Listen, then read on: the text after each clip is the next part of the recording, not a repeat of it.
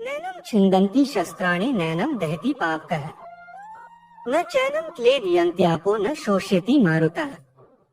अर्थात आत्मा एक चैतन्य सत्ता है जिसे काटना, जलाना, गलाना या फिर सुखाना मुमकिन नहीं है। आत्मा को शस्त्र काट नहीं सकते, इसको आग जला नहीं सकती, इसको जल गला नहीं सकता और वायु यानी पवन सुखा भी नहीं सकता। यानी आत्मा अजर और अमर है।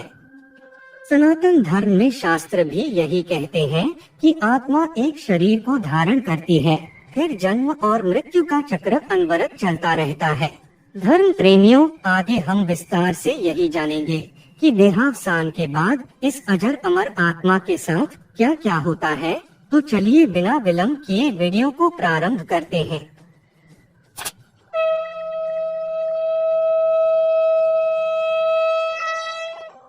जिस तरह जीवन एक सत्य है, ठीक उसी तरह प्रत्येक व्यक्ति को ये भी भली भांति पता है कि मृत्यु भी एक ऐसा ही सत्य है जिसे कोई जितना मर्जी झुठला दे, परंतु इसे बदला नहीं जा सकता।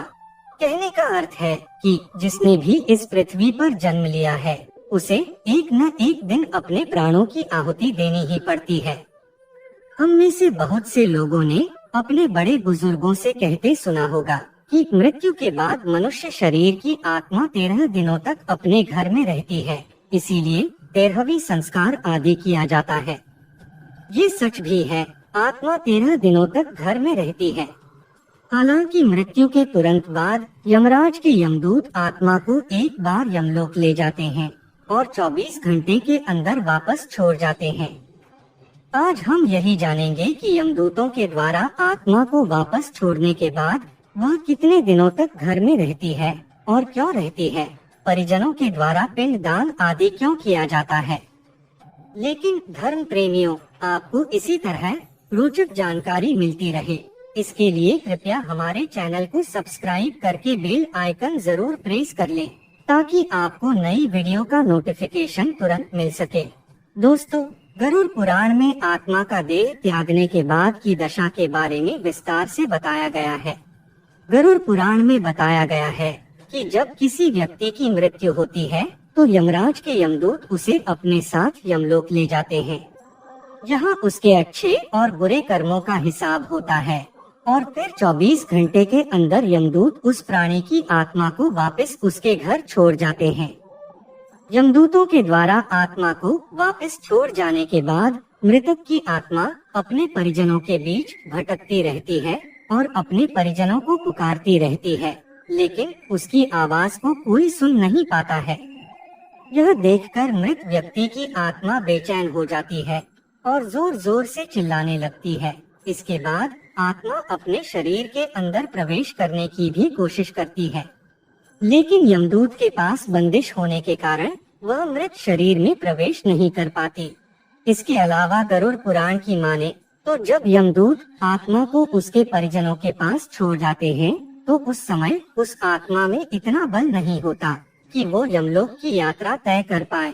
गरुड़ पुराण के अनुसार किसी भी मनुष्य की मृत्यु के बाद जो पिंडदान 10 दिनों तक में किया जाता है, उससे मृतक आत्मा के विभिन्न अंगों की रचना होती है और जो 11वें और 12वें दिन पिंडदान किया जाता है, उससे मृतक आत्मा रूपी शरीर का मांस और त्वचा का निर्माण होता है। और जब 13वें दिन 13वीं की जाती है तो उस दिन मृतक के नाम का जो पिंड दान किया जाता है, उसी से ही वो यमलोक तक की यात्रा तय करते हैं। अर्थात मृत्यु के बाद मृतक के नाम का जो पिंड दान किया जाता है, उसी से ही आत्मा को मृत्यु लोक से यमलोक तक यात्रा करने का बल मिलता है।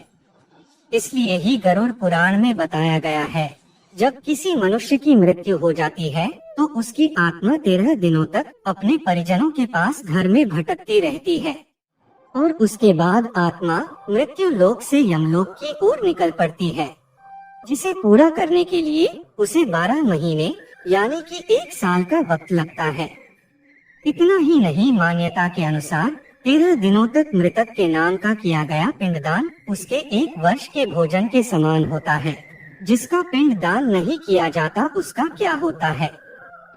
अक्सर लोगों के मन में ये सवाल भी जरूर आता है कि अगर किसी मृत व्यक्ति के नाम का पिंडदान नहीं किया गया तो क्या होता है? तो दोस्तों आपको बता दें कि इसका भी वर्णन गरुड़ पुराण में किया गया है।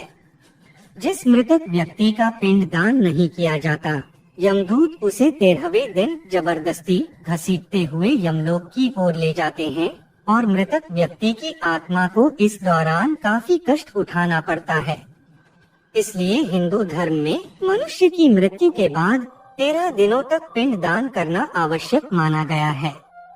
इसके अलावा 13वें दिन परिजनों के द्वारा मृतक व्यक्ति के नाम का जो भोज करवाया जाता है, अगर वह कर्ज लेकर किया जाए तो मृत व्यक्ति की आत्मा को शांति नहीं मिलती।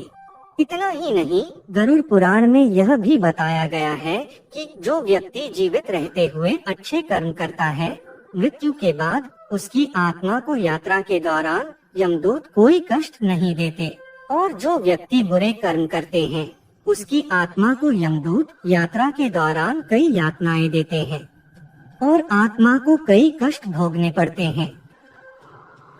हमारी वीडियो को लाइक एवं शेयर जरूर करें तथा ऐसी ही रोचक बातें जानने के लिए चैनल को सब्सक्राइब